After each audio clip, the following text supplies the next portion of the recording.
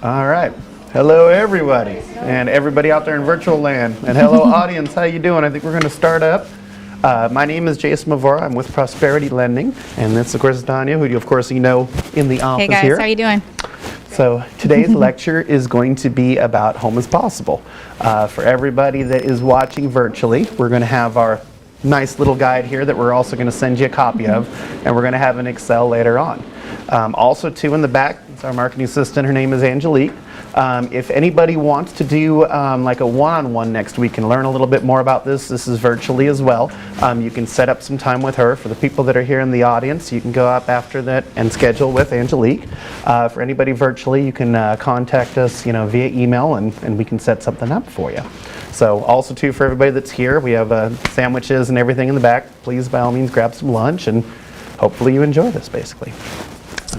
All right, so we're talking today about Home is Possible, which is a down payment assistance program that has been very helpful for a lot of my personal buyers and buyers for my team members as well, and I'm sure for a lot of you. So what we did was when Jason asked me to kind of co-host this with him, he asked me some questions that I personally had or maybe that I've encountered about the Home is Possible program, some of the requirements and things like that. And also he has, of course, some of his realtor partners that have come up with some questions over the years, and so we compiled some of the commonly asked questions and put them together for you today. So first of all, Jason, obviously we have a credit score requirement for this program, right? So what is that exactly? Yes, so for everybody back there too, this is the breakdown for it. It's basically 640 is kind of your gateway. If you're above 640, you're going to be all right, basically. There's some better programs if you have a 660, and there's some ones that are set up for like manufactured homes, higher debt to income ratios at 680, but really the magic number is 640. Now the nice part about Home is Possible is it's a pass-fail too. So you hear some people that say, oh, I've got like my score in the mid 660s. I don't want to buy yet until I get my score up a little bit. Well, if they're using Home is Possible, a 661 credit score is exactly the same as a 761. They're literally identical. They're going to get the same rate, the same terms, and everything. So versus normal lending, where it's like maybe every 20 points gets you a better interest rate, this one's just more of a pass-fail. But this is pretty much the breakdown for it on that page there.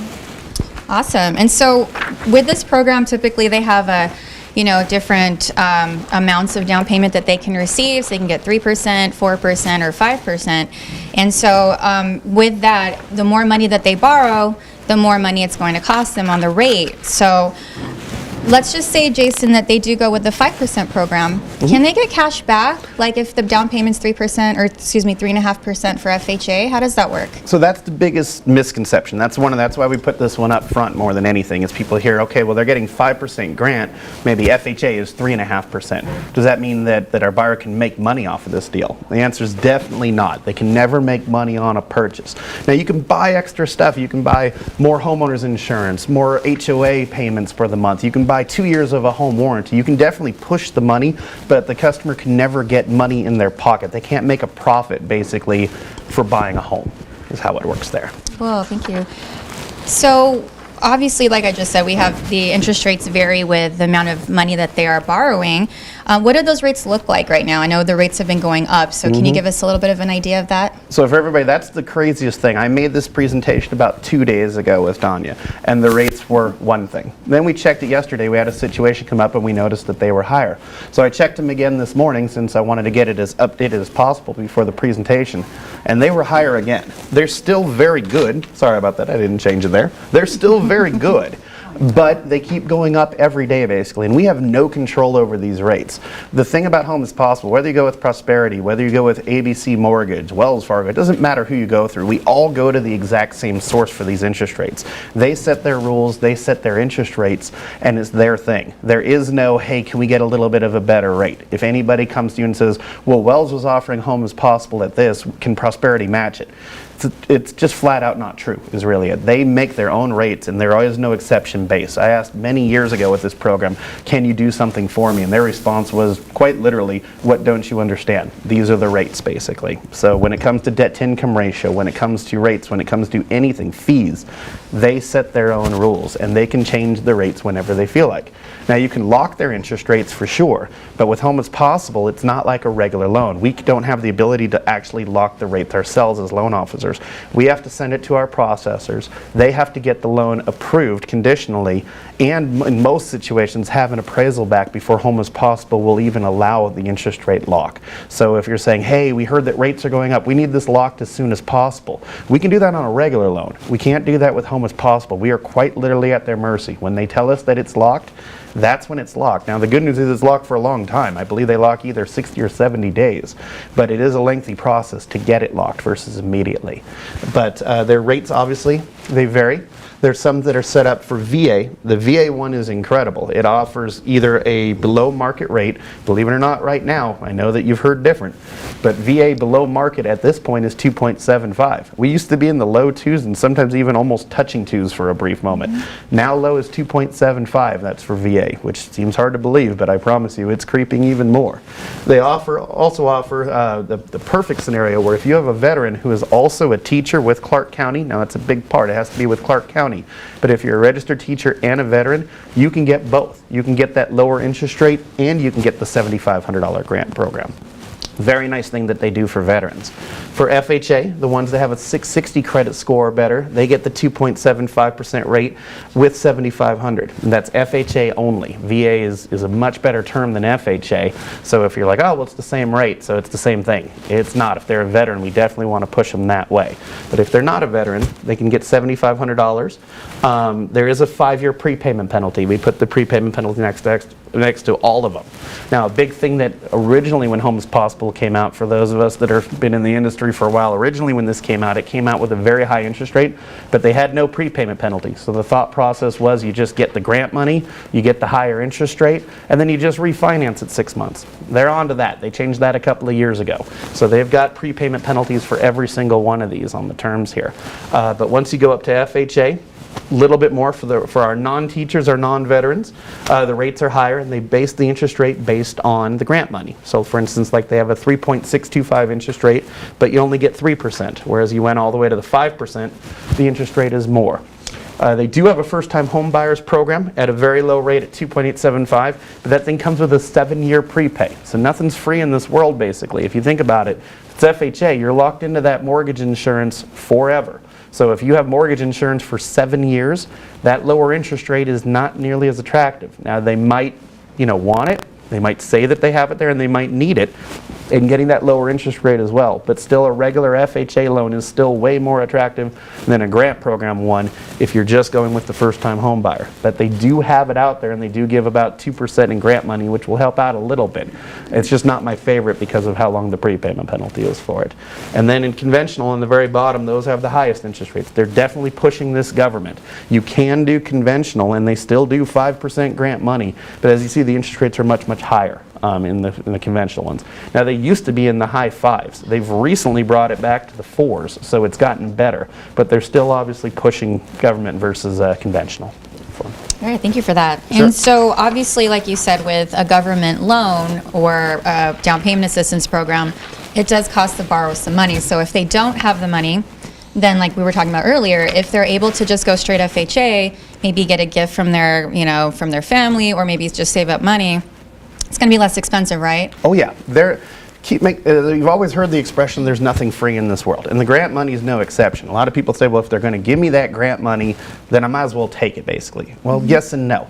They've got everything baked in to get their money back, basically. That's why they have a 3-year, 5-year, 7-year prepayment penalty, and that's why a lot of times they have their rates higher in most scenarios. The only ones that they don't is the teacher program and the VA program.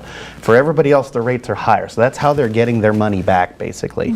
So the thought, they've perfected this over the years. If you can still push your product more towards conventional and just getting a gift, way better financially for your client. This should really, really and truly be used for that client that has a good enough credit score, that can afford the monthly payment, but just truly doesn't have the money from anywhere. They don't have parents that can lend them money. They don't have any family that can help them out. They don't have somebody that can co-sign. They can make a $2,000 a month payment, let's say, because they got their good job, but they just got it. Maybe they're right out of college. Their credit's always been good, but they just don't have the money. That's really and truly who this product's for. For somebody that goes, hey, I can afford everything, but if they're going to give me money, I might as well.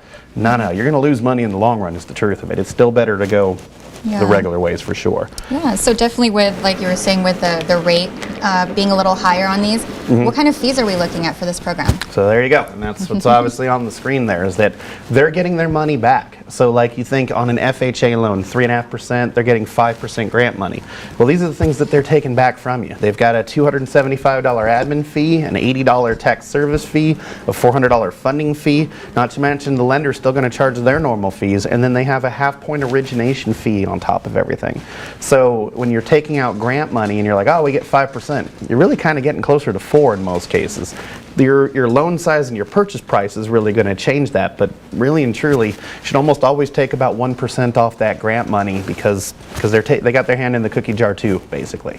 And they've got it through. Awesome. Yeah. So if they do borrow that 5%, let's say one of my clients is like, you know what, I want that 5% grant money. I need all that money to be able to close on my home. Is that really a truly free program? I mean, with your down payment and your closing costs, how does that work? So we sell that as no. We're going to show you an Excel after this presentation that gives you kind of a more analytical breakdown of this whole thing. But the short answer is no. You're not going to get a free loan even at 5%. They're still going to put some skin in the game. But how we teach everybody to sell this is go, look, if you're going to rent somewhere, you're going to need to come up with first month's, last month's, and deposit. Say their rent's $1,500. Say that's their first month. Last month would be $1,500 each. A lot of times the deposit matches the rent. So that's about $4,500 that they'd be paying overall for that situation. Well, that's about the same as they're going to need if they're using this grant program for a $300,000 purchase. So how we sell this is it free? Do they not have to pay anything? No, it's not. They do have to pay something. But they were going to do that anyway if they're renting. So would you want to rent and do all that? Or would you like to get a $300,000 home? That's usually kind of the sales pitch for it. But they definitely are not getting a truly free loan unless they're a veteran. They're the unicorn basically. They're a veteran who's also a teacher. That person's getting a free loan. Most people, not so much. Awesome. So, Jason, what kind of properties can we do with this? I know there's some programs where we can't use multifamily, or we can't do certain types of homes. What can we do with this? Basically everything. It follows all of the regular conventional FHA, VA guidelines. The only real overlay that they have for it is the maximum debt to income ratio on a manufactured home is 45%, and you need a 680 credit score. But the rest of them, your townhomes, your condos, obviously your single families, they're all the regular guidelines. It's the same thing though like FHA. If you want to do an FHA condo, you still have to be on the FHA approved list. But if you are on the FHA approved list, you can also get the grant money. There's not an extra step on top that goes, well, I heard condos are really difficult, so surely they're not giving grant. It's the same thing. If you have an FHA approved condo, then you can use the grant money basically. So, and they don't do single wide housing. That's the one that they won't touch. So we put that on there. Awesome. And so a lot of these government programs that I've seen in the past, they typically require the home buyer to take a special home buying course or classes just to make sure that they're, going from renting to buying, and that they understand the process and that they can actually afford the home and not put themselves in a position to lose it. What kind of classes are we talking about here? Is it similar? Yeah, it's very similar, but the nice part about this is they're extremely quick. Like you hear about these different programs where they're in the program for 6 months and they're still trying to get approval and they're still trying to get this license or this class. This one's like a 1-hour class that you can do online that oftentimes is free. There are ones that pay, and if they look hard enough, there are ones that are free. And we hear from clients that they knock them out literally if instead of doing the whole video, if they just keep clicking next, that they're done with the thing in like 20 minutes and they get their certificate and they knock it out. So the real thing that we like about this program more than anything is its speed. We're still writing our contract for the same amount of time with this thing because there's not extra hoops for the customer to jump through.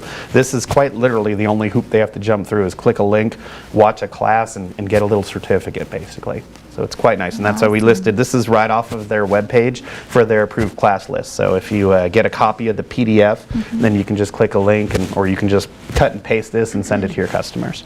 Cool, thank you. So some of the programs that I've seen in the past, like, you know, Wish and Lyft and things that go through the Nevada Rural Housing Authority, typically they're limited to specific zip codes or areas. How does Nevada, or excuse me, this is Home is Possible, HIP.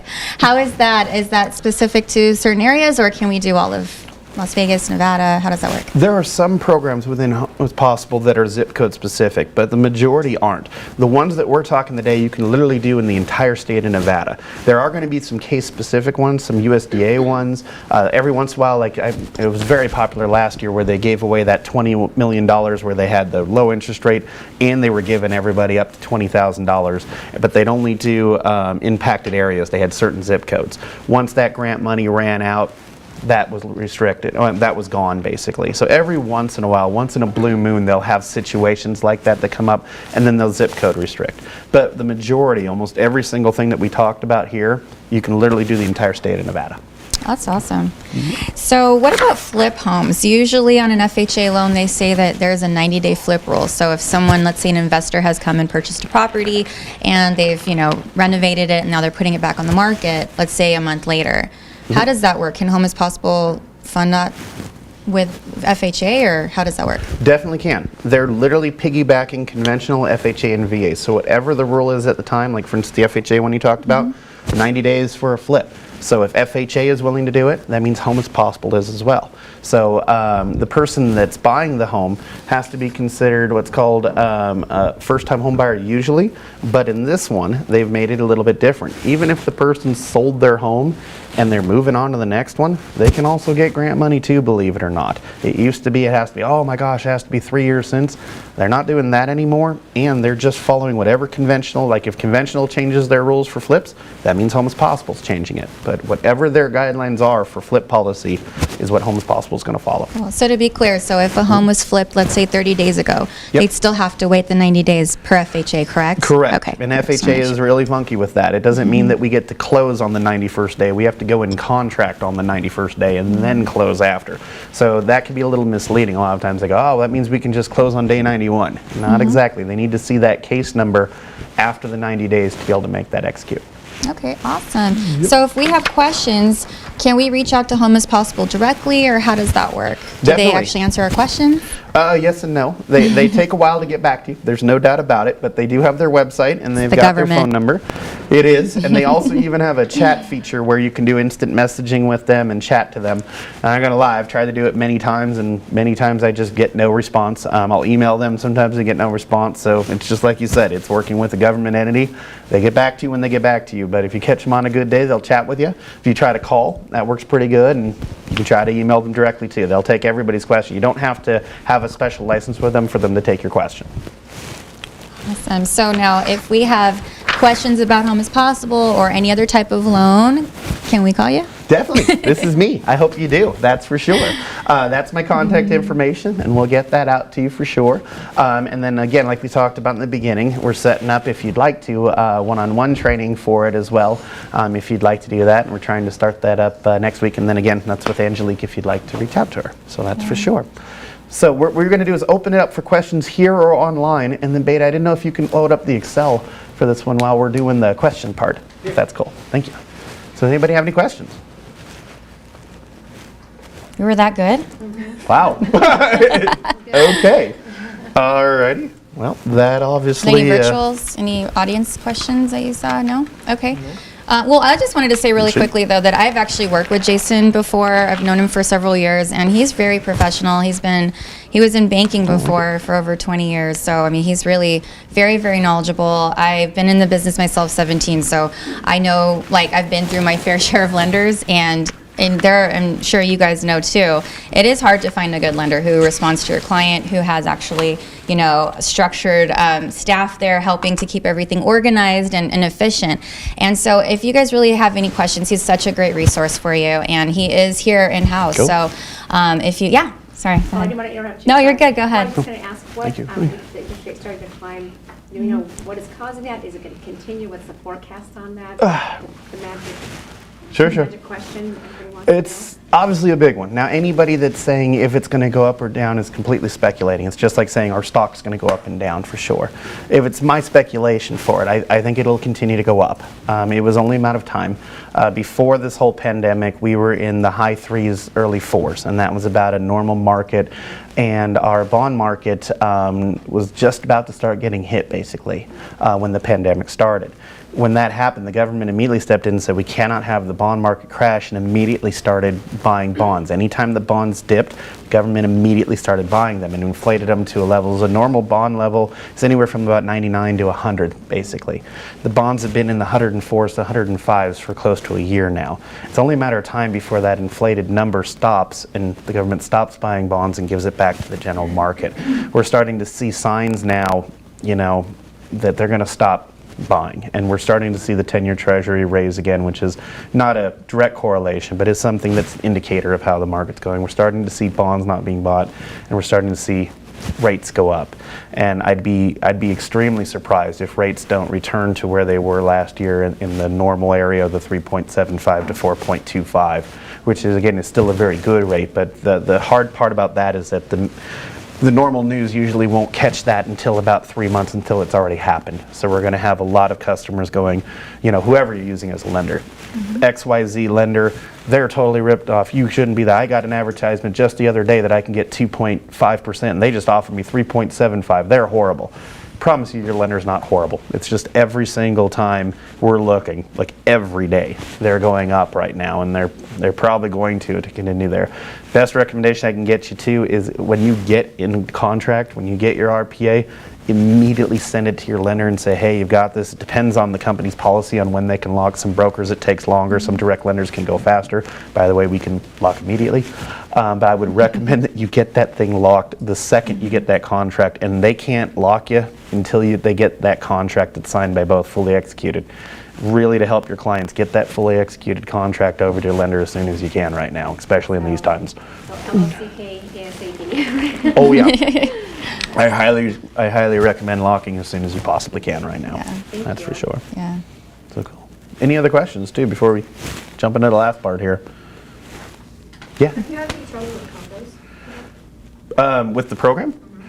We've had problems with condos in general. Is always the situation. Condos here, they can be a little bit rough. I mean, we have some success stories, but condos can really hamstring us, especially when the association is really poor and doesn't execute. That can really slow us down. But we haven't seen home as possible be the cause of slowing down the condo venue. So like if you're like, oh my gosh, I've got a condo and I have home as possible, it's not really an and thing. It's still just, I have a condo. It's more than anything. Yeah. So, yeah. Okay. So I wanted just to give a final example. We build this Excel for our customers because I've been, again, like Tanya said, and thank you very much for those nice words, that was very nice of you to say. I appreciate that. Actually, for sure. to finish my thought, Oh, okay, yeah. and I'm being honest. One thing I actually really liked about you, Jason, was that whenever I had clients that I referred to you, that I said, hey, what do you think about this? I'm going to be honest, he was super honest with me and said, you know what, they should just stay put, or you know what, they shouldn't do this, they should do that. And that was really cool because there were times where he could have made money and he decided not to because he felt like he'd be taking advantage of my clients. So at the end of the day, it really made me look good that, hey, I've got a really honest lender here. So not only is he good at what he does, but he will tell you the truth, and he'll tell your clients the truth as well. So I just wanted to say that because I think that's such an important thing to have when you're dealing with, someone as important as your lender, you're financing in a deal, so. It's very nice. That's it. I'm not saying anything else. No, I appreciate it. It's super nice. Thank you. Yeah, and that's the truth. We definitely. Yeah. I mean, we all, are blessed to have a tremendous living. There's no reason to gouge people or do something that's not going to benefit them. That's for sure. So, but thank you. That's You're welcome. very sweet. But okay, so the Excel. What we do is we build an Excel for all of our customers. We do this I've been doing this for 20 years, and everybody says, my gosh, I've got 50 pages and none of them make sense, and every page says something a little bit different. Can somebody bottom line it for me? Can they tell me what my rate is, what my payment's going to be, and what I need cash for close? Because that's really, at the end of the day, at least from our perspective, what the client cares about is just bottom line it for us. And that's difficult to do. So we built these templates a while back to try to do that. And this is obviously a different version. This is just the version for cash to close. We make something that's a little bit more eye appealing for the customer. But we try to bottom line it. But we wanted to give this example because a lot of times it's hard without seeing it to get it through the head that, hey, if they're getting 5% and they have to put 3.5%, why isn't this free? Why does it still cost the customer money? So we want to show an example of that. This is the 5% template, and I'm choosing the 300,000 range because this is about the normal size that we see right now for Home is Possible. So each column is set up. If we have 3.5% for a $300,000 purchase for FHA, that's $10,500 the customer eventually will have to spend. Lender fees, we do our processing, our underwriting, our funding, and what I do is just kind of lump sum. Instead of itemizing everything like you'll see for title, we just kind of bottom lined it. So that's how much we charge there. Title fees. This just came from our national title companies. As you know, it doesn't matter if you use Chicago or First American. It's going to be in that ballpark. Maybe somebody's 100 more, maybe somebody's 100 less, but it's going to be in the neighborhood basically on your national ones. Daily accrued interest. This isn't a fee. We just don't know what day they're going to move in. If they move in on the 2nd of the month, then they have it all month to pay basically. If they move in on the 29th, then they've got 2 days. So we just basically kind of put it right in the middle. We put about 15 days of daily accrued interest in there. Home is Possible's charge. They charge half a point. So half a point, a $300,000 loan is $1,500. Now we just use round numbers. They use the loan size, not the purchase amount, but we just put a nice round number in there basically. So that's their charge. And then if you add up all their admin, their tax service fee, all that stuff, it adds up to $755. So we threw that in there too. We threw in an impound account, threw in an estimate for a quarter of taxes, an insurance policy, a notary, so some of them it's inflated. Obviously, if they go to title, they don't have to pay for the notary, but we threw it in there just to have it there. And then we threw the grant money in. This is the 5% here. So 5% of 300,000 is 15,000. That's why it's got a minus there. So we've got their grant money included. We've got the appraisal. FHA appraisals are a little bit more. They're $550. They're set by FHA, so it's not if you're, well, I heard that appraisal could be less. They can on conventional. FHA and VA, they pretty much set their own prices there. Home warranty fees, if they want to get one, you can enter it in here. Seller contribution. Good luck with that in this market, of course, but maybe. Their earnest money, that's what we'd throw in there normally, which we're going to do in a second. And then whatever your broker fee is. I just did a flat $575. You'd want to insert here whatever you're charging for your broker fee, but we just threw that. So even after all that, there's still close to $5,000 that needs to be paid for. So still money, even though they're getting 5% there. Now some things we can help out with, like the appraisal, for instance, they could pay with a credit card. So we can make that 0 and they're paying for it up front. It makes the bottom line a little lower. Notary. If they come into title, now that's 0. Number keeps getting a little lower. Now we're back to close to 4,000, so that's a good thing. So little things that can be taken off, basically. If it turns out their insurance policy is a little lower, because we inflate these things. Let's say they find an insurance policy for $800, a little lower, and then we get it down. And then let's say on a $300,000 home that they want 1% for earnest money, well, they'll have already put that in. And we'll put minus 3,000. Then we just need you to come in with $973. Can you do that? Most people are going to say yes, basically. So that's how we try to sell it to them and show them, and that's how we try to break it down for everybody that yes, they are getting 5%. But again, people will get fixated. 5% giving back, 3.5% down. How could this possibly cost us money? That's how we try to show them. It's a snapshot of every fee that's involved in it. So let me stop myself. Any questions on any of that? Because it's a lot at you. Yeah. Cool. Okay, good. Very good. We build this for all of your clients, whether it's Home is Possible or whether it's a regular loan. It lets them know kind of, I think the general rule that most people use in our line of work is you take your purchase price, you add about 1.5 to 2% for everything. So if you needed 5% down, you make it 7% is a simple way. This really breaks down that other 2% basically. And it also, sometimes, nobody in this room I'm sure, but sometimes it makes it rough for them to tell what their broker fee is. This does it for you. This does it for you. It's in there for you. If you truly are just like, please don't do that, I want to tell them myself, it's no big deal. We'll just edit it out of the Excel basically. What about the lender fees? You're like, here's their phone number. Exactly. Here you go. But what this also does for us too is, again, I've been doing this for about 20 years. What's the most inconvenient conversation with a lender of all? My borrower said that you told him it was supposed to be $15,000 and now it's $20,000. Who's lying to me? Is it my client or is it you? Well, if we send you a copy of this and them, and we've got this thing rubber stamped since it's been emailed to anybody that comes back, and then again, we have the payment, we have the rate, that's in the more complex one. You said it was going to be a 3% rate. Really? Look at your Excel. And then you guys have a copy of it too, so you'll be like, yeah, no, it says right here. So it takes a lot of the pressure where you're in the middle, where you don't want to argue with your client. You also don't want to hurt your relationship with your lender. This takes a lot of pressure off of us. That's why we do it for two reasons. One is to make the customer happy and get them all that stuff. But in that uncomfortable situation, you told me it was going to be this. No, I put it in writing for you. I got it right here. Stamped, sealed, and delivered. You can open your email, just make sure that I didn't change anything either. So it'll tell you real quick. It makes it very transparent, exactly.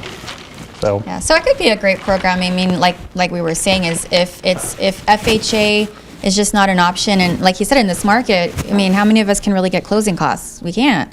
So if they're coming in with $15,000, $20,000 on a regular loan and they just don't have that, then how great is $5,000? I mean, that's really a fraction of what they need to come out with to actually be a homeowner. So they can still be a homeowner and kind of, get the American dream for Sure. a fraction of what they would have otherwise. So it can be a very positive thing. It's just more of like making sure that you guys know the, all of it, and it's not just sold to you as like, oh, you can get this, and they're thinking, no, it's a free loan and they don't have to come out with money.